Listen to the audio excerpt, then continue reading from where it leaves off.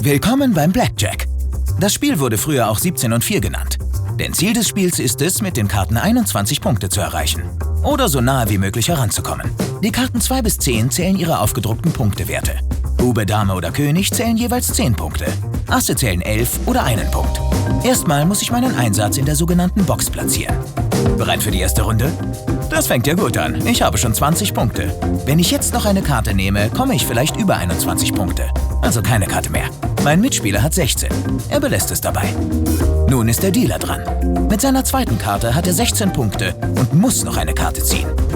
Mit der 2 hat er 18. Ich gewinne, mein Mitspieler verliert.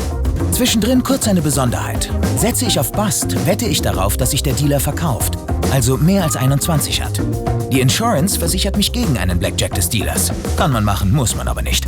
Neues Spiel, neues Glück. Und eine neue Regel.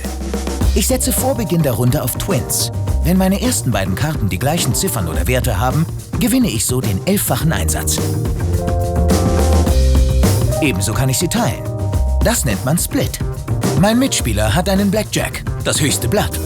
Ich habe nun 2 Sets vor mir, 18 und 11. Ich versuch's einfach mal und verdopple meinen Einsatz und bekomme noch eine letzte Karte. Mein zweites Blatt ergibt 20. Das war knapp. Der Dealer bekommt eine 8, eine 5, 19. Super, wir gewinnen beide. Lediglich mein schlechteres Blatt verliert. Interesse geweckt? Wir freuen uns auf Ihren Besuch.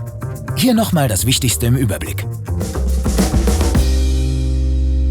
Mehr Informationen finden Sie auf spielbanken-bayern.de.